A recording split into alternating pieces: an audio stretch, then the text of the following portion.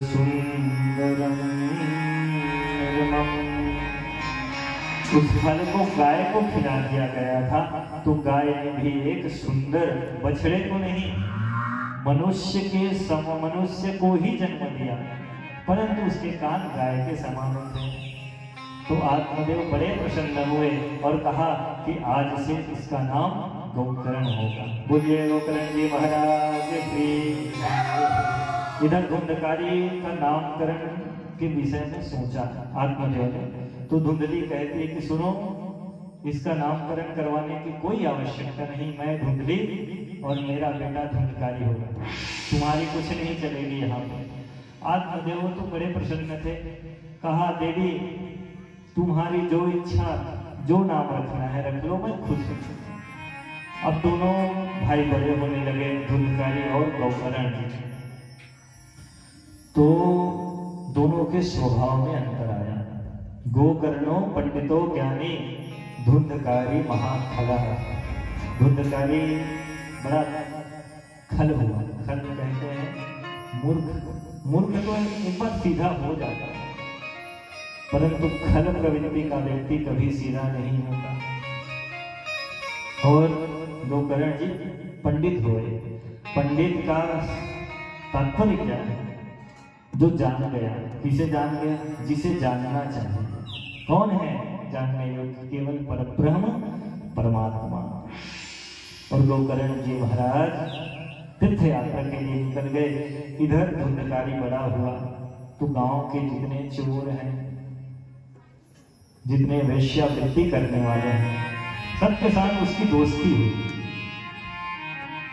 अब ये धीरे धीरे बड़ा हुआ तो शराब पीने लगा, और शराब पीता सब हंसते भोजनम।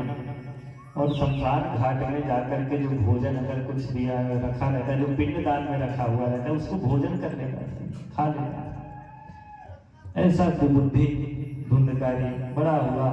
माता पिता ने कभी रोका नहीं, कहा एक ही पुत्र है, बड़े लाड से रखा। और लाड से रखने पर एक दिन धुंधकारी ने पिताजी से कहा, पिताजी धन दो, पैसा चाहिए मुझे। आत्मदेव बड़े दुखी होकर के बोले कि बेटा अगर पढ़ाई करता तो मैं खूब धन लौटाता तेरे ऊपर। तू पढ़ाई को छोड़ करके बैठा है, ज्ञान और धन को छोड़ करके बैठा है। तुम्हारे बड़े भैया गोकर्ण तो तीर्थ यात्रा में निकल गए। सोचो तुम में और उनमें दोनों में कितना अंतर है। गोकर्ण जी पंडित हो गए और तुम वही के वही मूर्ख के मूर्ख हो, निठल्ले हो, कुछ करते नहीं हो, और सारा धन पूरा लुटा दिया है, मेरे पास कुछ है ही। गोकर्ण धुंधकारी शराब के नशे में चूर था। पिताजी को एक लात मार दिया और वहां से निकल गए। अब लात के मारने पर आत्मदेव की बुद्धि घूमी। उसके मन में यह विचार आया कि एक समय ऐसा था जब पुत्र नहीं था तो मैं मरने लगा। आज पुत्र है, पत्नी है, धन भी है, फिर भी मेरी स्थिति ऐसी है कि मैं कहाँ जाऊं, क्या करूं। जिसको सोचा था कि जब मैं वृद्ध हो जाऊंगा तो मेरे हाथ पकड़ करके चलाएगा, आज उसी ने मुझे एक ना बड़ा दुखी हुआ। और दुखी होकर के घर को छोड़ करके वहीं से निकल गए। निकलते निकलते पहुंचे तो मार्ग में गोकर्ण जी महाराज आ गए। पिताजी को दुखी देखा।